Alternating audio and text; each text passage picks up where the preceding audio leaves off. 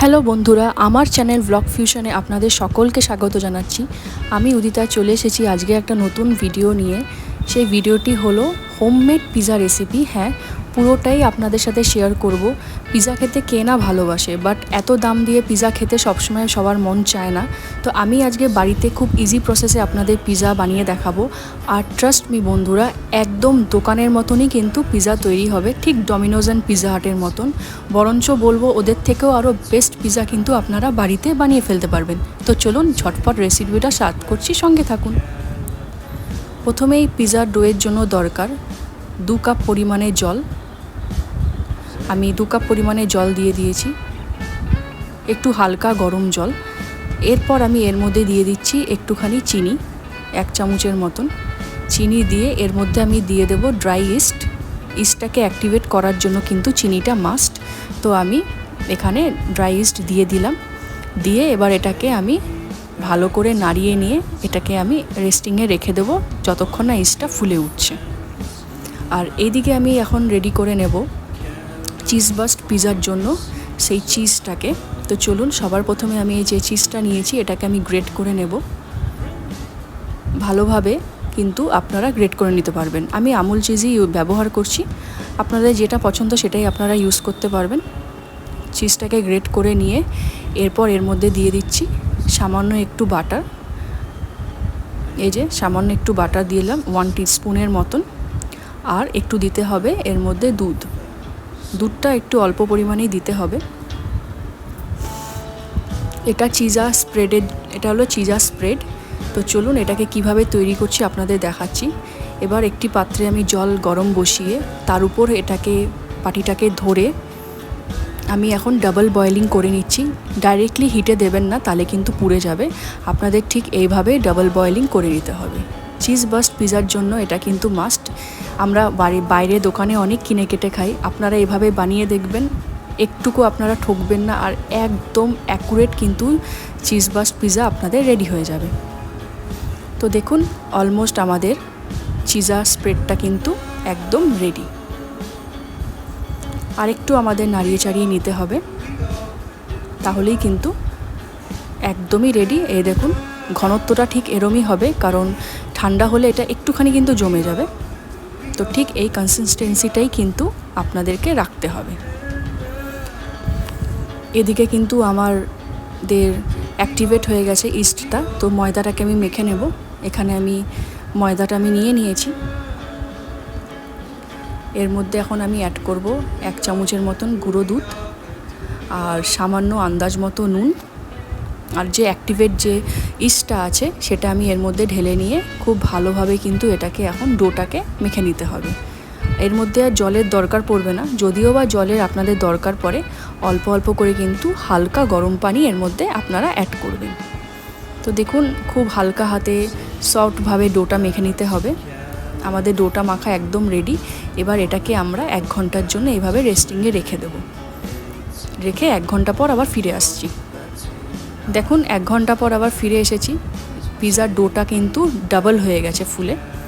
তো এবার এটাকে আপনাদের ভালো মতন দেখাচ্ছি। দেখুন, একদম রেডি পিৎজার ডো। এর থেকে আমি 2টো লেচি করে নিয়েছি, একটা ছোট একটা বড়। তো চলুন, ফার্স্টে আমি একটা ছোট লেচিটাকে বেলে নিচ্ছি, কারণ এটা চিজ স্প্রেডের উপরে যাবে। এটাকে চিজটাকে কভার করার জন্য এইভাবে হালকা হাতে কিন্তু বেলে নেবেন। আর ওই দিকে কিন্তু আমি যে চিজার যে মেন বেসটা পিৎজার, তো সেটাকে কিন্তু আমি এইভাবে হাত দিয়ে তৈরি করে নিচ্ছি। একটু টাইম টেকিং ব্যাপার, কিন্তু হয়ে যাবে। আর এই যে এদিকে কিন্তু আমার ওটা একদমই রেডি, উপরের বেসটা। এবার এটাকে কাঁটা চামচ দিয়ে ফুটো করে নিতে হবে, যাতে এটা ফুলে না যায়। তো এইদিকে আমার পিৎজার বেস রেডি। এবার এর মধ্যে আমি যে চিজ স্প্রেডটা তৈরি করেছিলাম, এবার চিজ স্প্রেডটা কিন্তু আমি এর মধ্যে দিয়ে দেব। খুব ভালোভাবে এর মধ্যে দিয়ে দিতে হবে। যে যত চিজ পছন্দ করবে সে ততটাই চিজ দেবে। খুব বেশি চিজ দিলেও বেরিয়ে যাওয়ার সম্ভাবনা। তো আপনারা আপনাদের পছন্দ মতন কিন্তু চিজ ব্যবহার করবেন। আমি আমার পছন্দ মতন চিজ ব্যবহার করেছি। এর উপর আমি আরেকটু মোজারেলা চিজ অ্যাড করব। মোজারেলা চেডার চিজ সামান্যভাবে আমি একটু অ্যাড করে দিয়েছি। দিয়ে এরপরে যে রুটিটা বানিয়ে রেখেছিলাম এটাকে দিয়ে এর মধ্যে চাপা দিয়ে এবার এটাকে আমি ঠিক যেভাবে ফোল্ড করছি ওইভাবেই কিন্তু আপনারা ফোল্ড করে নেবেন। ফোল্ড করলে কি হবে, যে চিজ স্প্রেডটা দিয়েছি সেটা কিন্তু বাইরে বেরোবে না।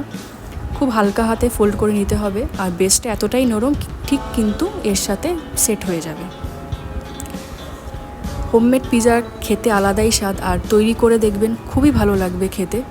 তো দেখুন এইভাবে কিন্তু আপনাদেরকে তৈরি করে নিতে হবে। হয়ে যাওয়ার পরে কিন্তু এটা যাতে ফুলে না যায় তাই জন্য সেম প্রসেসে আপনাদের কাঁটা চামচ দিয়ে দিয়ে কিন্তু এটাকে একটুখানি সেট করে দিতে হবে যাতে ফুলে না যায়। আমি ঠিক যেভাবে করছি ঠিক সেভাবেই আপনারা করে নেবেন। এইভাবে কাঁটা চামচ দিয়ে দিয়ে এজগুলোকে আপনারা ফুটো করে দেবেন যাতে এটা আর ফুলে খুলে না যায়। তো চলুন এরপরে যেটা করব, এই বেসের উপরে এখন পিৎজা বেসটা রেডি করব। তার মধ্যে আমি দিয়ে দেবো পিৎজা সস। মার্কেটে যে কোনো সস আপনারা ইজিলি অ্যাভেলেবেল আছে, আপনাদের যেটা পছন্দ তৈরি করে নেবেন। আমি যেটা ইউজ করছি নরের পিৎজা সসটা সামান্য পরিমাণে দিয়ে ভালো করে আপনাদের ছড়িয়ে নিতে হবে।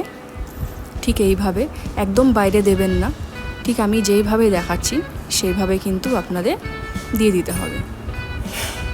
তারপরে আপনাদের যেটা করতে হবে, টপিংস অ্যাড করতে হবে। টপিংসটা আপনারা আপনাদের ইচ্ছে মতন দেবেন। আমি এর মধ্যে যা যা টপিংস অ্যাড করেছি সেটাই আপনাদের সাথে শেয়ার করছি। আমি বানাচ্ছি আজকে পনির পিৎজা, তো হ্যাঁ, পনির পিৎজার জন্য যা যা টপিংস দরকার আমি এর মধ্যে অ্যাড করছি। এর মধ্যে আমি দিয়ে দেব কেটে রাখা ক্যাপসিকাম, ঠিক এইভাবে ফাঁকা ফাঁকা করে ছড়িয়ে দিতে হবে। ক্যাপসিকাম, রেড ক্যাপসিকামও দিতে পারেন, আমার কাছে ছিল না তাই আমি টমেটোটাকে কেটে ওটার সাবস্টিটিউট দিয়েছি। এটাও কিন্তু খেতে খুবই ভালো হয়।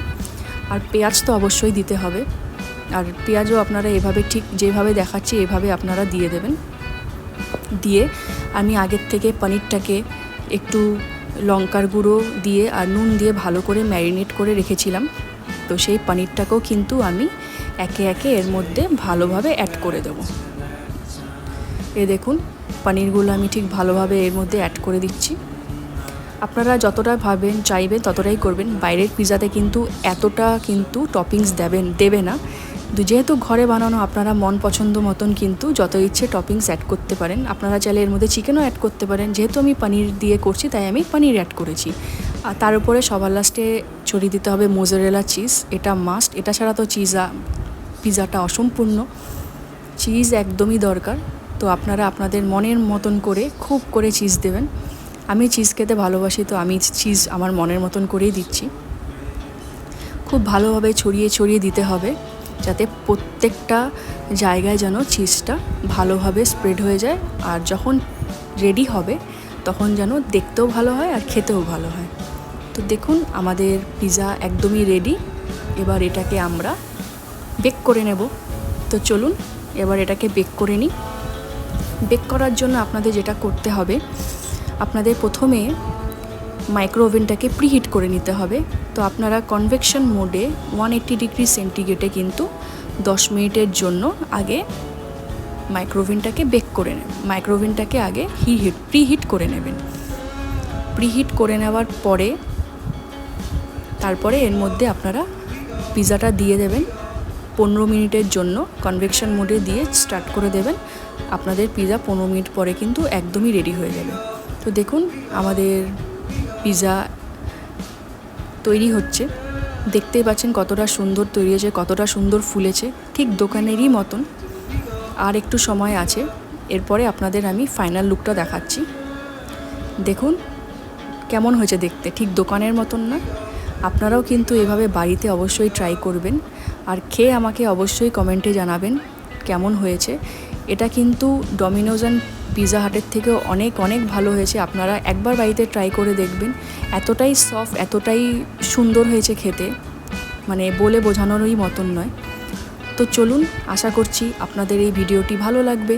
যদি ভালো লেগে থাকে সকলেই জানেন কি করতে হবে, একটা লাইক করতে হবে, শেয়ার করতে হবে, আর পাশে থাকা বেল আইকনটাকে কিন্তু অতি অবশ্যই ক্লিক করে দিতে হবে, যাতে আমি যখন নতুন নতুন ভিডিও দেব আপনাদের কাছে ঠিক সবার আগে পৌঁছে যায়।